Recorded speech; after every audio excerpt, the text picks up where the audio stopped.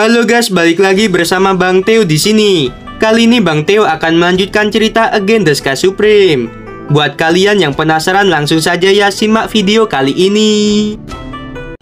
Wajah Tanyun membeku. Dia berkata, "Kamu baru saja mengatakan bahwa pengurus rumah tanggamu yang menyarankan ide untuk membiarkan Miao Wei menghabisiku. Apakah itu benar?" Miao Jingcheng langsung menjawab, "Iya, itu benar."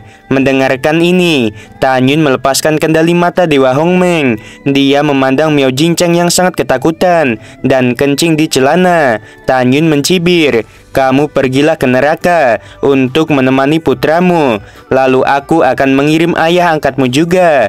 Sebelum Miao Jingcheng berbicara, Tanyun mematahkan lehernya. Segera, Tanyun menusuk kepala Miao Jingcheng dengan pedangnya dan jiwanya hancur. Tanyun menendang mayat Miao Jingcheng. Pada saat ini, penjaga yang berpatroli bergegas setelah mendengar suara keras. Ketika mereka melihat tubuh Miao Jingcheng, mereka terjatuh di tanah dengan ketakutan. Kemudian, penjaga itu bangkit dan berteriak, "Ini tidak baik. Tuan telah dihabisi." Suara penjaga itu sangat keras, bergema di seluruh mansion. Tidak lama kemudian, ratusan penjaga yang dipimpin oleh pengurus rumah tangga Yuan Shen datang. Yuan Shen menatap tubuh mengerikan Miao Jingcheng, lalu dia meraung, "Siapa yang menghabisi tuanku? Cepat keluar lawan Pak Tua ini." Yuan Shen yang baru saja memasuki ranah hukum abadi tingkat ke-11, wajahnya memerah karena marah. Lebih dari 300 penjaga Miao Mansion juga berteriak. Dalam getaran kekosongan, bayangan ungu terbang keluar dari paviliun dan berdiri di langit. Ketika Yuan Shen mengetahui bahwa itu adalah Tanyun, dia menjadi pucat karena ketakutan dan berkata dengan suara gemetar, "Cepat lari." Ketika Tanyun di ranah hukum abadi tingkat ke-4, dia menghabisi Mayor Jenderal Duan Tiande yang berada di ranah pemulihan abadi tingkat ke-4. Kita sama sekali bukan lawannya. Mendengar kata-kata itu, lebih dari 300 penjaga melompat ke udara seperti burung yang ketakutan. Detik berikutnya, Tanyun muncul di atas kepala Yuan Shen dan menginjaknya. Tubuh tanpa kelapa Yuan Shen jatuh di halaman mansion. Setelah 3 napas, Tanyun menyamar sebagai orang tua lagi dan meninggalkan Miao Mansion. Tak satu pun dari 300 penjaga yang selamat. Setelah Tanyun mencuci rumah Miao Mansion dengan darah, dia melaju sepanjang malam dengan kecepatan tinggi. Setelah setengah jam, dia mendarat di depan sebuah rumah megah. Di atas gerbang mansion, ada kata Gifu yang sangat menarik perhatian. Ge Mansion adalah rumah dari Wakil Jenderal Ge Yunhao. "Siapa kamu?" kedua penjaga bertanya pada Tanyun. Mata Tanyun tiba-tiba mengeluarkan cahaya merah yang aneh. Kedua penjaga itu menatap mata Tanyun. Tiba-tiba ekspresi mereka menjadi kusam. "Apakah kalian tahu kekuatan Ge Yunhao?" tanya Tanyun. "Dia di ranah pemulihan abadi tingkat ke-8, kata keduanya dengan serempak. Setelah mendengar ini, mata Tanyun menunjukkan penghinaan yang dalam. Dia segera bertanya, "Siapa saja yang ada di mansion ini?" "Ada tuan muda dan nyonya," jawab kedua penjaga itu. Tanyun berkata sambil berpikir, "Kalian berdua dengan cepat menuju ke pusat kota. Beritahu Ge Yunhao bahwa istrinya sedang sekarat. Biarkan dia kembali ke sini." Setelah itu Tanyun menghilang tanpa jejak. Mendengar kata-kata itu, kedua penjaga itu naik ke udara. Mereka menuju gerbang kota bagian dalam. Tanyun di lautan awan. Dia melepaskan kesadaran abadinya, mengunci mereka berdua, dan mengikuti mereka dari kejauhan. 7 hari kemudian, Tanyun mendarat di tepi danau. Dia segera duduk bersila di rumput di bawah pohon willow. Di seberang danau terdapat kota yang dijaga ketat. Setelah memasuki gerbang kota setinggi 1000 kaki, maka kita akan mencapai pusat kota atau kota bagian dalam. Tanyun harus menunggu Ge Yunhao. Pada saat ini, pertumpahan darah di rumah Miao Mansion benar-benar menimbulkan sensasi di kota bagian luar. Semua orang berspekulasi tentang siapa yang melakukannya. Kita harus tahu bahwa identitas Miao Jingcheng ini tidak biasa. Dia putra angkat dari wakil presiden asosiasi alkemis. Tidak ada yang berani memprovokasinya di kota bagian luar. Dalam sekejap mata, 3 hari kemudian, berita kematian Miao Jingcheng sampai ke telinga Miao Xilin. Di asosiasi alkemis, tubuh Miao Xilin bergetar. Air mata keruh keluar dari matanya. Dia mendorong Kuali Pil dan berteriak, "Siapa yang melakukannya?" Bagi Miao Xilin, berita kematian Miao Jingcheng seperti guntur. Lebih dari setahun yang lalu, cucunya Miawi mati, tetapi sekarang putra angkatnya mati. Setelah kembali ke kota bagian luar, Miao Xilin meneteskan air mata dan langsung menuju paviliun Sila. Setelah tiba di paviliun Sila, Miao Xilin memberitahu Liang Xiaoqing tentang kematian Miao Jingcheng dan meminta Liang Xiaoqing untuk menyelidikinya. Meskipun Liang Xiaoqing sangat tidak suka dengan asosiasi alkemis, tetapi dia masih mengirim ratusan orang untuk menyelidiki menurut hukum. Setelah Liang Xiaoqing mengirim Miao Xilin pergi, dia juga pergi ke istana penguasa kota dan memberitahu Shang Xihong tentang tragedi di Miao Mansion. Shang Xihong berkata dengan senyum sinis, "Pantas, ini hukuman untuknya." Kematian Tan Yun dilakukan oleh Jenderal Sima, tetapi juga ada hubungannya dengan asosiasi alkemis. Liang Xiaoqing mengangguk setuju dan berkata, "Ya, masuk akal. Lagi pula, Jenderal Sima dan Miao Xilin dulunya dari alam manusia yang sama. Aku mendengar bahwa mereka berdua adalah teman baik sebelum naik ke alam abadi. Cucu dari sahabatnya dihabisi oleh Tan Yun. Bagaimana mungkin Jenderal Sima hanya duduk dan mengabaikannya? Aneh saja. Siapa yang mau mengambil risiko menyinggung Miao Xilin dan menghabisi Miao Jingcheng?" Setelah mendengarkan, Shang Xihong juga mengangguk dan berkata, "Iya, siapa itu?" Pada saat yang sama di kamp militer, Ge Yunhao memandang 8 jenderal di bawah komandonya. Dia berkata dengan marah, "Sudah setahun tidak ada berita dari Mayor Jenderal Lucian. Dia tidak berguna." 8 jenderal dimarahi sehingga mereka tidak berani mengangkat kepala. Pada saat ini, salah satu mayor jenderal dengan berani mengangkat kepalanya dan berkata dengan hormat, "Letnan Jenderal, harap tenang. Mayor Jenderal Lucian jauh lebih kuat daripada Mayor Jenderal Duan Tiande. Dia pasti bisa menghabisi Tan Yun. Pasti ada sesuatu yang terjadi di jalan, jadi dia tidak kembali." Ketika Ge Yunhao hendak mengatakan sesuatu, sebuah suara cemas datang dari luar pintu. "Tuan, ada sesuatu yang buruk." Ge Yunhao mengerutkan kening. Dia melangkah keluar, memandangi 2 penjaga di rumahnya dan mendesak, "Ada apa?" Salah satu penjaga buru-buru berkata, "Tuan, nyonya muda, dia sekarat, pulanglah dan temui dia untuk terakhir kalinya." Ge Yunhao menjadi panik. Dia berubah menjadi seberkas cahaya dan terbang keluar. Saat terbang, Ge Yunhao bergumam pada dirinya sendiri, "Istriku, jangan sampai terjadi apa-apa. Aku akan kembali menemuimu." Pada saat ini, dia tidak bisa memikirkan hal lain. Pikirannya penuh dengan sosok istrinya. Di kamp militer, 8 mayor jenderal saling memandang dan berbisik. Apa yang terjadi dengan istri wakil jenderal? Aku tidak tahu. Jika istri wakil jenderal benar-benar tiada, wakil jenderal akan mati karena kesedihan. Aku mendengar bahwa wakil jenderal dan istrinya saling mencintai. Mengapa kita tidak pergi dan melihat? Jika istri wakil jenderal memang meninggal, kita dapat menghibur wakil jenderal. Dia sudah cukup sedih atas kematian Duan Tiande dan Lucian. Baiklah, ayo pergi dan lihat. Setelah itu, 8 mayor jenderal terbang keluar dari kamp militer dan menuju gerbang kota. Setelah 1 malam, ketika langit fajar, Tan Yun yang sedang duduk bersila di tepi danau tiba-tiba menyimpitkan matanya. Tan Yun melihat Ge Yunhao yang tampak cemas terbang keluar dari gerbang kota. Tan Yun tidak segera mengejar. Dia tahu bahwa dengan kecepatannya, dia dapat mengejar Ge Yunhao. Bahkan jika Ge Yunhao terbang selama 1 jam lebih dulu, Tan Yun masih bisa mengejar. Tan Yun duduk bersila di tepi danau. Dia pertama mengamati apakah ada orang yang mengikuti Ge Yunhao atau tidak. Ketika dia yakin tidak ada yang mengikuti, maka dia akan langsung bergerak. Setelah lebih dari setengah jam, ketika Tan Yun yakin tidak ada yang mengikuti, tiba-tiba gerbang kota terbuka lagi. Kemudian 6 mayor jenderal di ranah pemurian abadi tingkat keempat dan 2 mayor jenderal di ranah pemurian abadi tingkat kelima terbang ke arahnya. melihat 8 orang yang terbang ke arahnya. Tanyun merasa sedikit akrab. Setelah memikirkannya, dia ingat bahwa ketika dia dan Duan Tiande berada dalam pertempuran yang menentukan, 8 orang ini duduk di jajaran Jenderal Sima. Pada saat ini Tanyun mendengar salah satu jenderal berbicara. "Cepat, jangan terlalu jauh di belakang Letnan Jenderal." Baru kemudian Tanyun memastikan bahwa 8 jenderal ini semuanya adalah bawahan Ge Yunhao.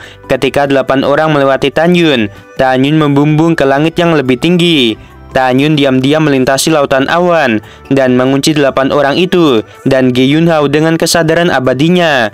Karena jiwa abadi Tanyun sekarang begitu kuat hingga mendekati ranah pemulihan abadi tingkat ke-9. Jadi Ge Yunhao dan yang lainnya tidak dapat mendeteksi pengintipan Tanyun. Tanyun mengikuti 9 orang di bawah lautan awan. Dan setelah terbang selama 4 jam, dia jauh dari pusat kota. Tanyun menemukan melalui kesadarannya bahwa di bawah lautan awan ada daratan tak berujung dan ngarai. Tanyun memutuskan untuk melakukan penyerangan di atas ngarai. Setelah terbang sebentar, Tanyun melakukan langkah Dewa Hongmeng. Kecepatannya meningkat tajam. Sepertinya ada seseorang di atas. Salah satu dari 8 mayor jenderal tiba-tiba melihat ke langit. Dia melihat sosok ungu melintas dari lautan awan ke arahnya dengan kecepatan tinggi. Ini tidak baik. Ketika 8 orang terkejut, Tanyun sudah melemparkan 8 pukulan satu demi satu dari kekosongan, masing-masing mengenai punggung 8 orang itu. 8 orang menyemburkan darah dan diledakkan puluhan ribu kaki oleh Tanyun. Suara Tanyun terdengar di benak mereka. "Kembalilah ke kota bagian dalam. Jika tidak, orang tua ini akan menghancurkan kalian." 8 orang berbalik dan melarikan diri dengan panik. Pada saat ini, mereka sangat bingung. Mereka tidak tahu siapa lelaki tua itu. Mengapa lelaki tua itu hanya melukai mereka tetapi tidak menghabisi? 8 orang tidak bisa terlalu memikirkannya. Hidup mereka adalah hal yang paling penting. Ge Yunhao yang berjarak 300.000 mil tidak mengetahuinya sama sekali. Setelah memukuli 8 orang, Tanyun terbang dengan kecepatan penuh menuju Ge Yunhao. 1 jam kemudian, Ge Yunhao jelas menemukan sesuatu. Dia tiba-tiba menoleh dari kehampaan. Dia melihat seorang lelaki tua mendekatinya dengan agresif. Ketika dia mengetahui bahwa lelaki itu hanya di ranah hukum abadi tingkat ke-8, dia menganggapnya sebagai semut. Ge Yunhao terbang dengan cepat, tetapi dia menemukan bahwa semut di ranah hukum abadi tingkat ke-8 sebenarnya terbang lebih cepat dari dirinya sendiri. "Mengapa kamu mengejar Letnan Jenderal ini sepanjang waktu?" Ge Yunhao benar-benar marah. Dia menatap lelaki tua yang melayang di depannya. Tanyun berkata, "Ge Yunhao, bagaimana kabarmu? Beraninya kamu memanggil Letnan Jenderal ini dengan nama depanku?" Ge Yunhao berkata dengan tajam, berlutut dan meminta maaf. "Lalu pergi, kalau tidak aku tidak keberatan menghabisimu." Di alam abadi, ada banyak orang dengan basis kultivasi rendah yang dapat mengandalkan senjata terbang untuk meningkatkan kecepatan mereka. Tetapi itu tidak berarti bahwa jika mereka terbang cepat, mereka harus memiliki kekuatan yang tinggi. Tanyun tersenyum dan berkata, "Aku mencarimu hari ini untuk membicarakan sesuatu denganmu. Letnan Jenderal ini tidak punya waktu untuk berbicara omong kosong denganmu. Berlututlah untukku." Ketika Ge Yunhao hendak menyerang Tanyun, kata-kata Tanyun selanjutnya membuatnya terpana. Tanyun berkata, "Apakah kamu memerintahkan Lucian untuk menghabisi Tanyun? Letnan Jenderal ini tidak tahu apa yang kamu bicarakan. Karena kamu tidak berlutut, kamu akan mati." Ge Yunhao membalikkan tangan kanannya dan memegang sebuah pedang. Tanyun berkedip di udara, lalu dengan mudah menghindari pedang, kemudian menendang dada Ge Yunhao. Ledakan, retakan, di tengah suara keras dan retak tulang, Ge Yunhao menyemburkan darah dari mulutnya. Dadanya runtuh, dia seperti layang-layang dengan tali putus dan terjatuh. Ge Yunhao di ranah pemurnian abadi tingkat ke-8 benar-benar lemah dan menyedihkan di hadapan Tanyun. Tanyun menghilang dari udara tipis. Dia segera muncul di depan Ge Yunhao. Ge Yunhao tampak panik dan berkata, "Siapa kamu? Mengapa kamu menyembunyikan kekuatanmu dariku?" Tanyun tersenyum, lalu wajah tua itu menghilang dan berubah menjadi pemuda. Ge Yunhao tampak seperti telah melihat hantu. Dia menatap Tanyun dan berkata, "Ternyata itu kamu. Kamu belum mati. Jika aku tidak menghabisimu, bagaimana aku bisa mati?" kata Tanyun dengan hati-hati. Ge Yunhao berkata, "Tanyun, jangan habisi aku. Semua ini adalah perintah Jenderal Nilong. Aku harus mengikuti perintahnya." Tanyun berkata dengan dingin, "Kekuatan macam apa Nilong itu? Dia di ranah kaisar manusia tingkat ke-10, kata Ge Yunhao. Mendengar ini, Tanyun berkata dengan dingin, "Nilong, kamu akan mati cepat atau lambat. Semua orang yang terkait dengan penyerangan terhadapku akan mati. Adapun kamu, matilah terlebih dahulu." Mendengar ini, Ge Yunhao menghela nafas panjang dan memohon lagi, "Tanyun, tolong biarkan aku pulang dan melihat istriku. Istriku sedang sekarat." Tanyun berkata dengan ringan, "Jangan khawatir, istrimu baik-baik saja. Keluargamu, aku tidak akan menyentuh mereka. Kamu bisa pergi dengan tenang." Setelah itu, Tanyun mengeluarkan pedang pembantai Dewa Hongmeng dan memenggal kepala Ge Yunhao. Jenderal Nilong berada di ranah kaisar manusia tingkat ke-10, Miao Silin di tingkat ke-6. Sekarang kekuatanku masih rendah dan aku tidak bisa menghabisi mereka. Aku akan membiarkan kalian hidup untuk sementara waktu. Kemudian, Tanyun mengeluarkan cincin abadi dan memasukkan kepala Ge Yunhao yang terpenggal ke dalam cincin abadi. "Nilong, meskipun aku tidak bisa menghabisimu sekarang ini, aku harus memberimu hadiah besar." Tanyun tersenyum malu-malu, menyamar sebagai orang tua lagi, berubah menjadi sinar ungu, dan melesat ke arah pusat kota. Pada saat siang, Tanyun terbang ke langit dan mendarat di bawah gerbang pusat kota yang tingginya ribuan kaki.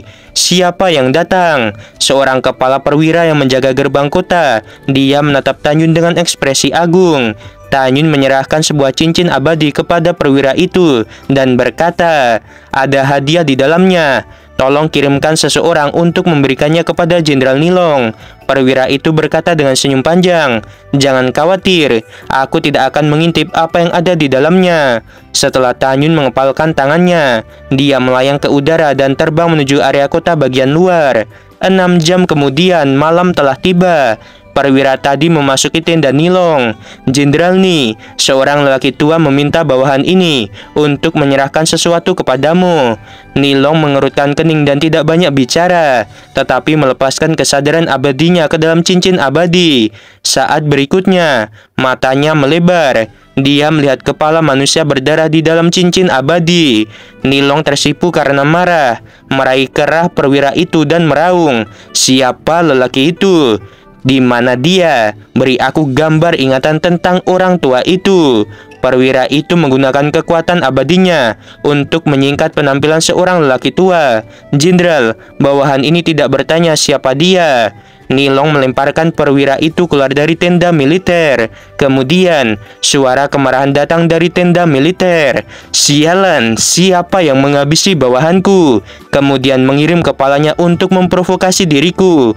"Orang tua sialan, aku tidak akan pernah membiarkanmu pergi." Setelah itu, Nilong buru-buru pergi ke tenda militer Sima Yongsheng dan memberitahu Sima Yongsheng tentang masalah tersebut. Di mata keruh Sima Yongsheng ada rasa permusuhan yang kuat. Dia berkata, "Kirim 10 juta prajurit dan pergi ke kota bagian luar untuk menangkap orang tua itu." Prajurit di bawah Sima Yongsheng meninggalkan kota bagian dalam dan pergi ke kota bagian luar. 2 jam kemudian, Tanyun tiba di kota bagian luar. Dia merubah penampilannya lagi. Jenggotnya diambil dari rambut kera iblis. Setelah penyamaran, Tanyun melewati keramaian dan datang ke kantor pusat toko. Begitu Tanyun memasuki kantor pusat toko, Wang Yuan menyambutnya, mengepalkan tangannya dan berkata, "Maaf, semua toko telah disewakan." Tanyun tersenyum sedikit dan berkata, "Karena bos Tan dari pavilion Sisu Zentian sudah meninggal, mengapa kamu tidak menyewakan toko miliknya padaku?" Wang Yuan mengerutkan kening dan berkata dengan tidak senang, "Memang benar bos Tan sudah mati, tetapi toko itu tidak akan pernah disewakan kepada siapapun lagi." Hati Tanyun dipenuhi dengan kehangatan. Dia mengepalkan tangannya dan berkata, "Aku kenal dengan manajer, di mana dia?" Mendengar ini, ekspresi tidak senang Wang Yuan menghilang. "Maaf, manajer sedang pergi. Aku tidak tahu kapan dia kembali." Tanyun tersenyum dan berkata, "Iya, aku punya masalah mendesak dengan manajer Zhang.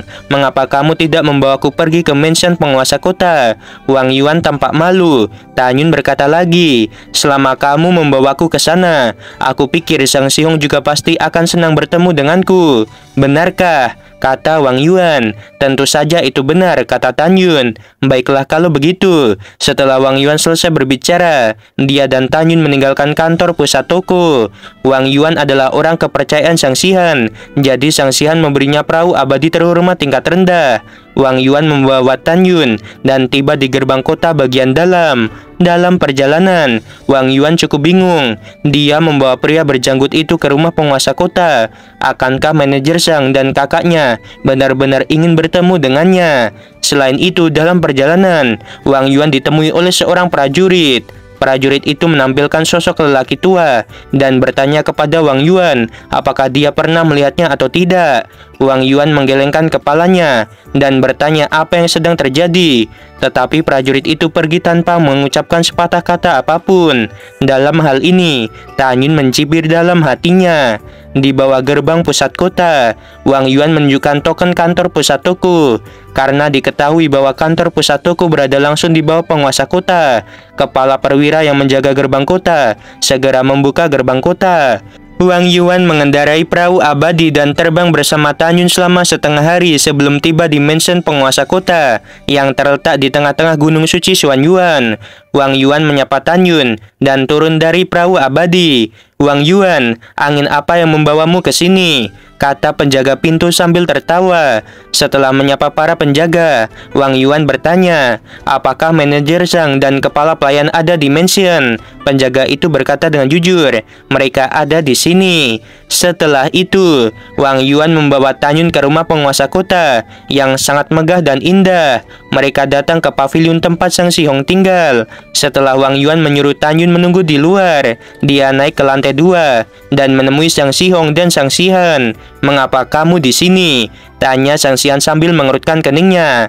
Wang Yuan berkata, "Manajer Zhang, kantor pusat toko baik-baik saja. Seseorang ingin bertemu denganmu." "Siapa?" Sang Sihan bertanya dengan rasa ingin tahu.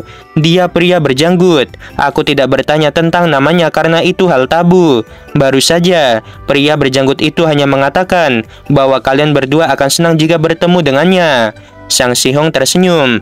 "Biarkan dia masuk. Aku ingin melihat siapa dia." Mendengar ini, Wang Yuan berkata dengan keras, "Pak Tua Jenggot, kamu bisa masuk." Tidak lama kemudian, kedua bersaudara itu melihat seorang pria parubaya masuk. "Apakah kamu dan kami saling mengenal?" kata Sang Sihong dengan marah.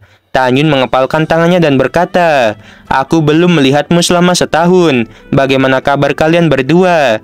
Tanyun melepas janggut di wajahnya. Kemudian wajahnya yang berusia 40 tahun kembali ke penampilan seorang pria muda tampan. "Tanyun, apakah kamu tidak mati?" Sang Sihong dan Sang Sian sangat bersemangat sehingga mereka melompat dari kursi mereka. Tubuh lama mereka saling bergetar. Wang Yuan tercengang. Dia melembutkan matanya dan menyadari bahwa orang di depannya adalah Tanyun. Oke guys, yang nanya Lumin suaranya kok agak beda, sorry guys, Mimin lagi pilek ya.